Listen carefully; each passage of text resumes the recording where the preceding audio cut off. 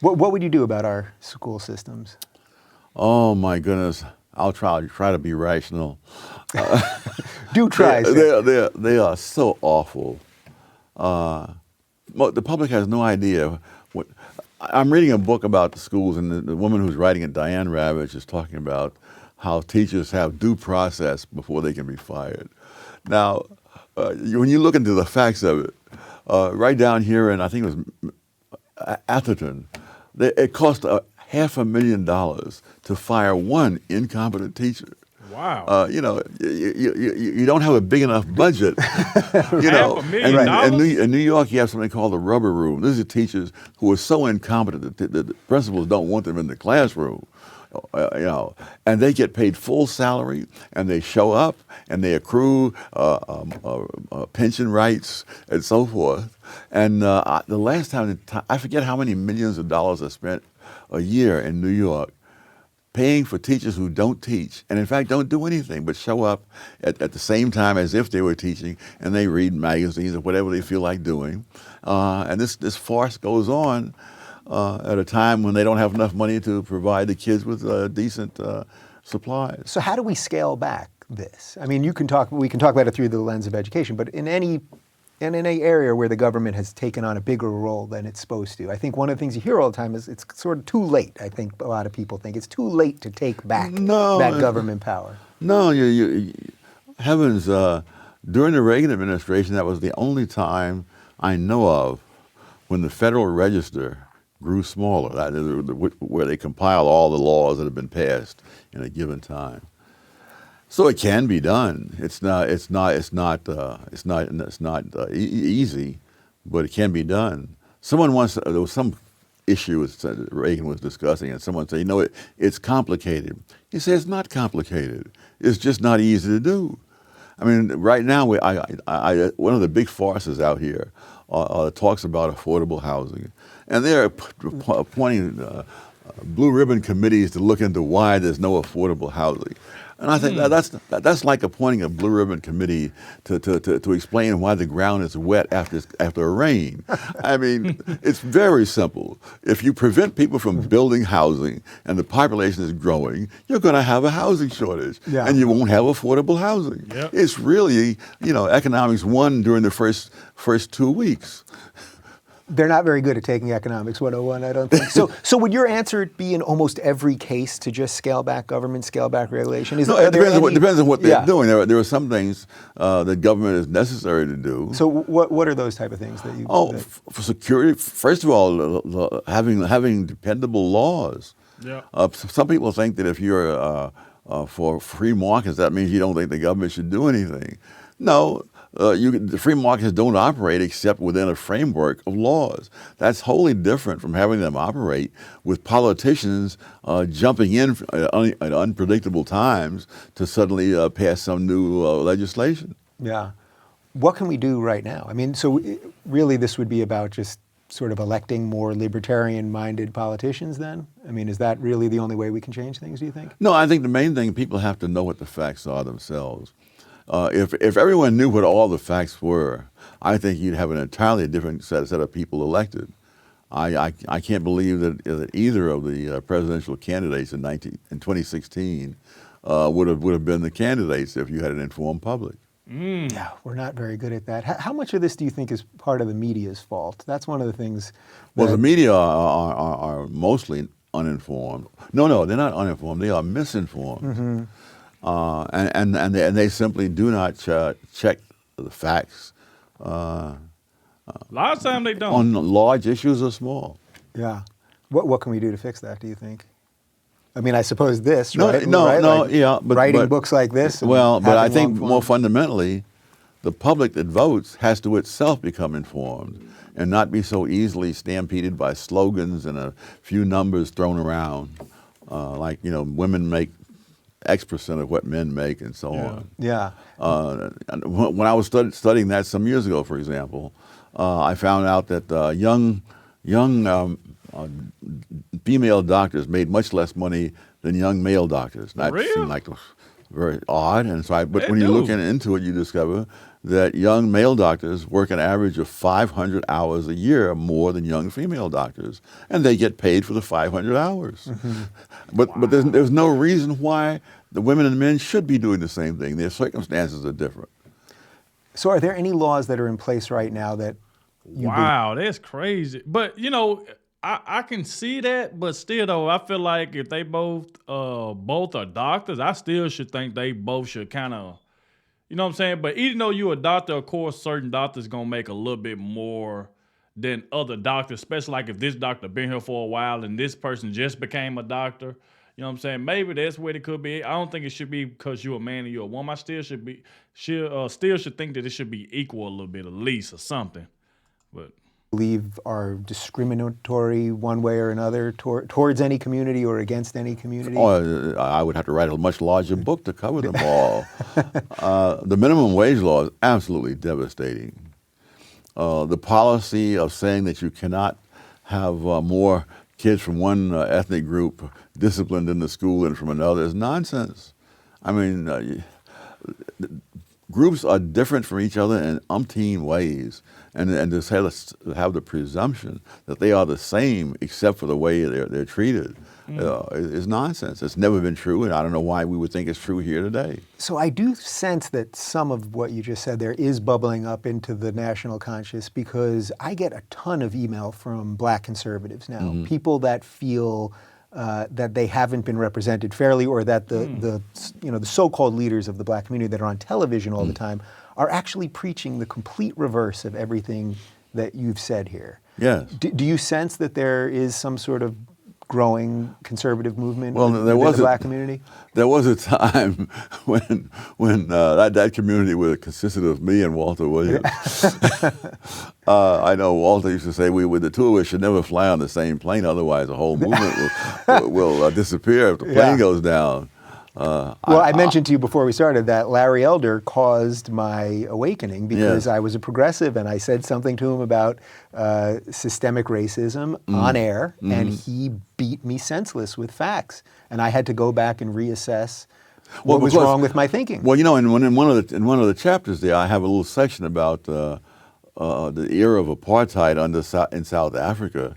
And I had that in there because there's so much argument about how much racism is there and so forth. And I said, let's test this hypothesis in a setting where there's absolutely no doubt of it. And that's apartheid in South Africa, with a government where blacks are not allowed to vote and so forth. And you then apply the economic principles, and you find that the economic principles apply in South Africa, that there are some occupations. See, blacks weren't allowed by law to be in certain occupations more than a certain percentage, and in some occupations couldn't be hired at all.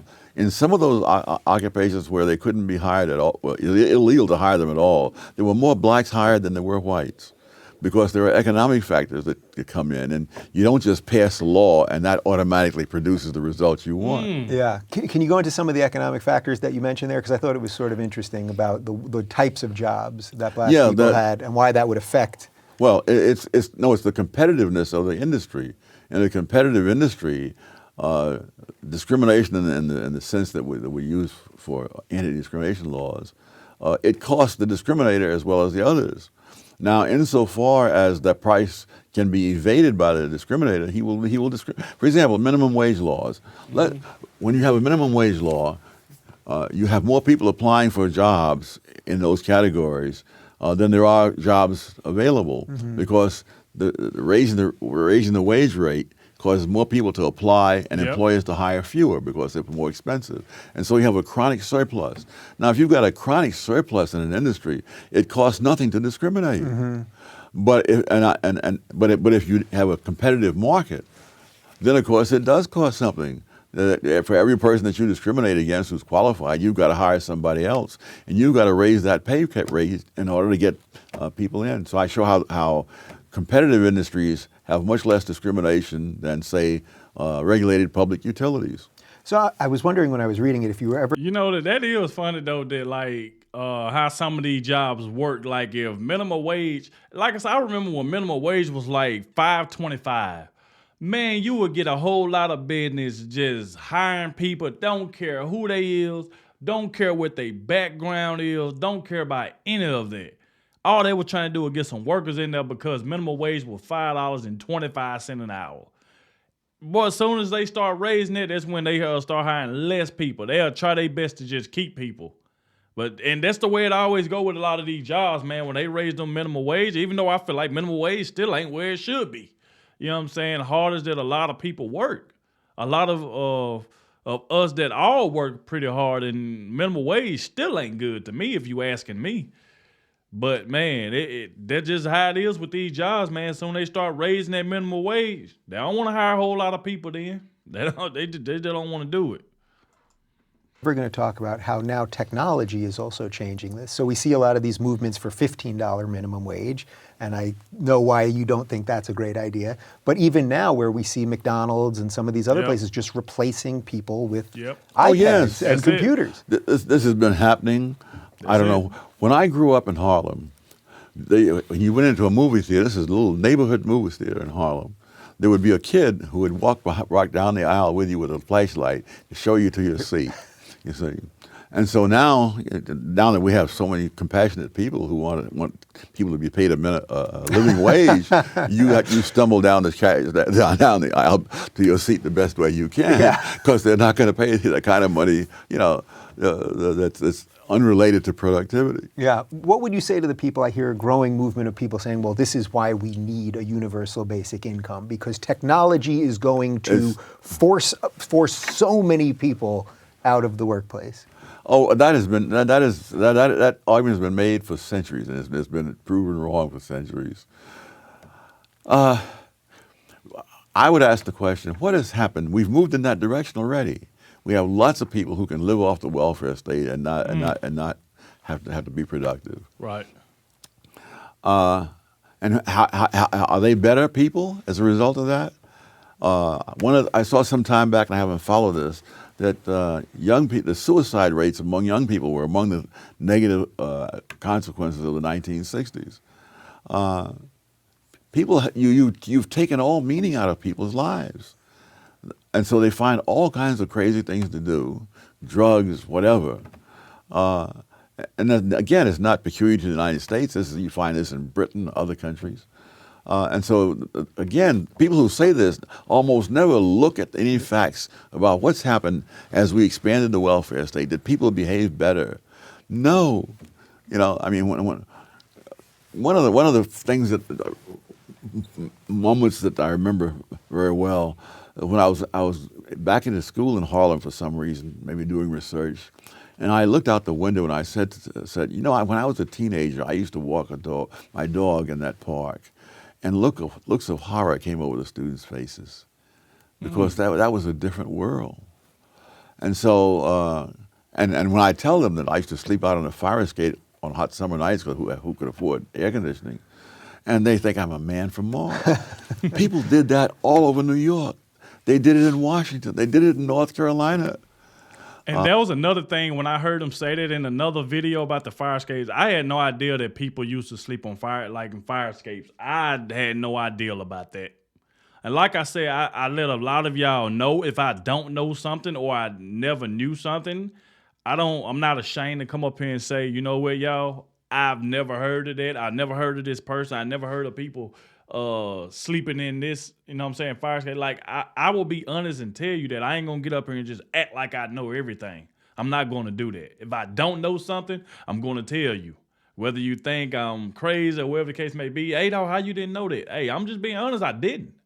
And that's just how it is with me. I'm not gonna get up here and act like I just know everything that went on or that's still going on. Because like I said, you ain't gonna know every single thing.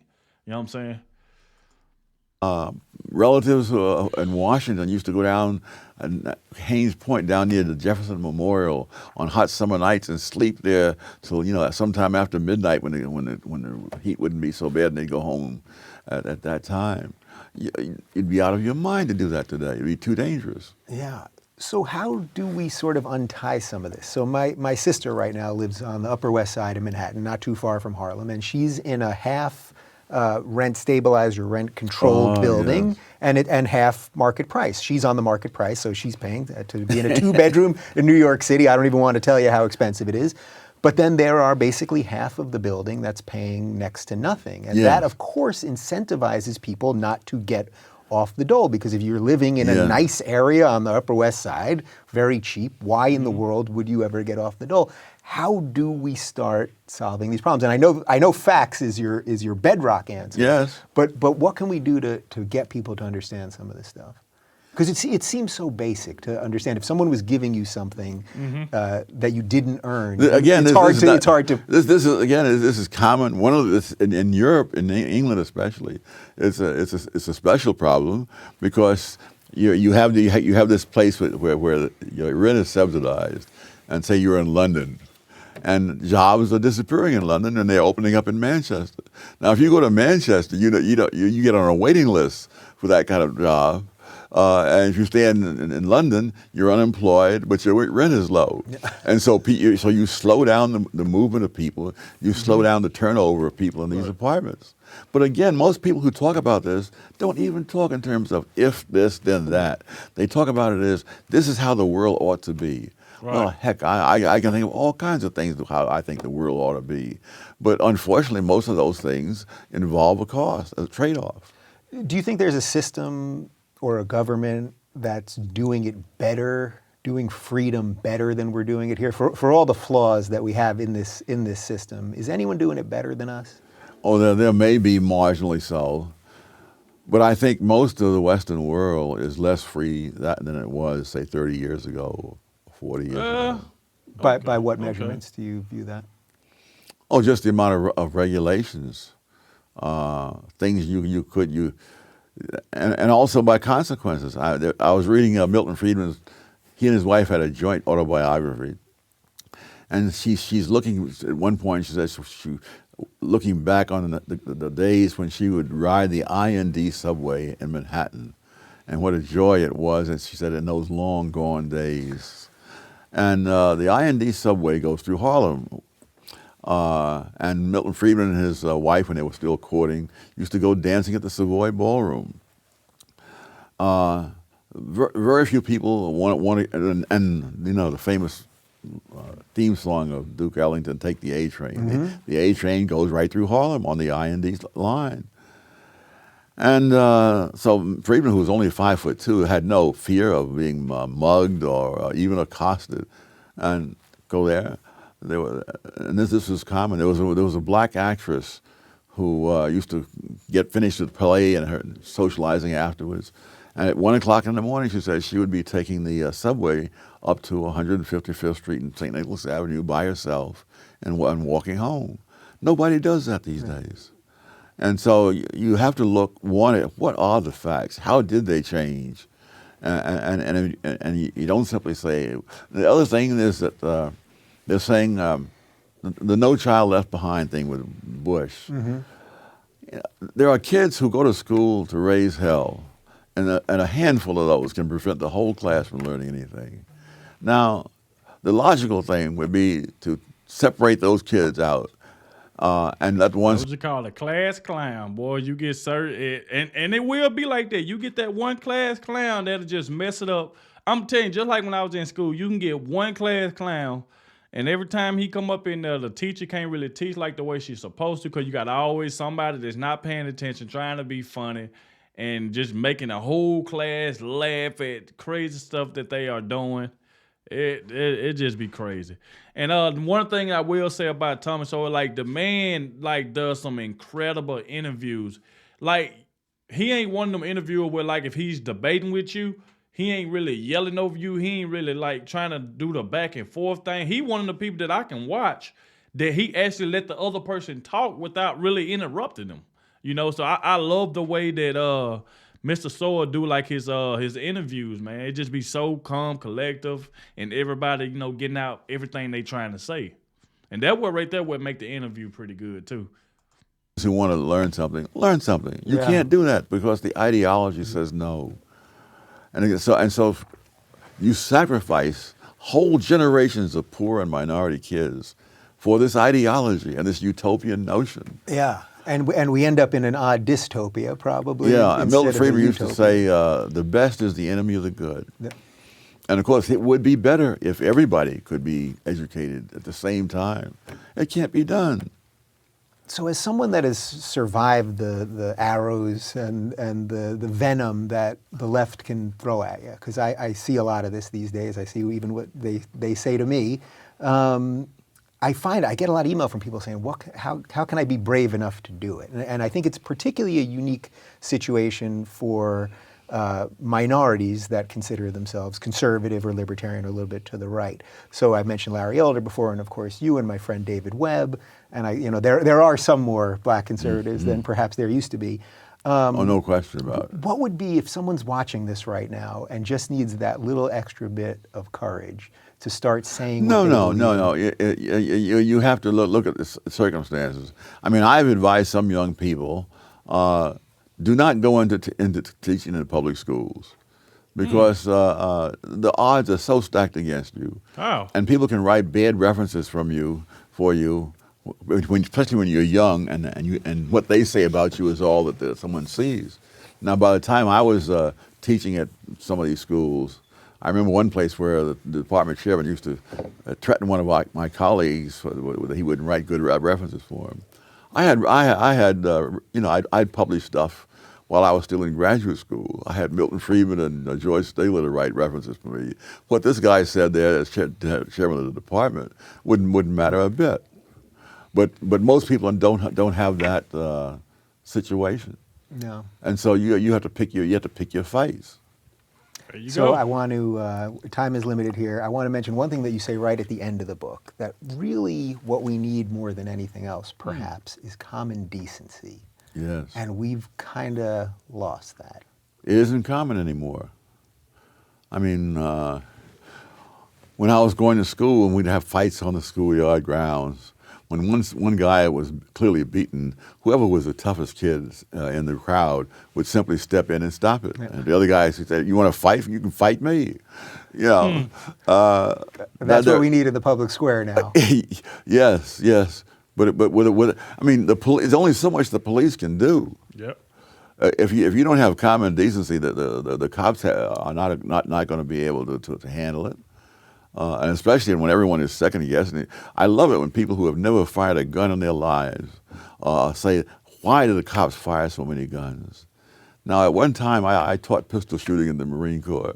It doesn't surprise me in the slightest that they fired so many things under those conditions. But people can't be knowledgeable about everything, but they can be knowledgeable about the extent of their own ignorance, even if they have PhDs.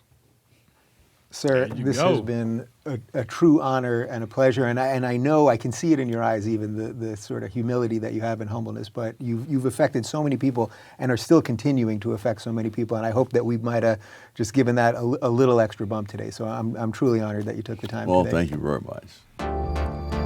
Wow. Like I said, that right there was a great interview. That was a great interview. What's his name? Ruben Report. I don't know, like the man's last name. I guess his first name is Ruben. Not sure. But there was a great interview, man, by him and Mr. Sowell and debunking the systematic racism and having common decency. Like I said, it was a great interview. Y'all let me know what y'all think about it down below. And let me know, do y'all agree with what Mr. Thomas Sowell was saying? Let me know down below. But like I said, we have made it to the end of the video. I want to thank you all for watching, and I'll catch y'all in the next one.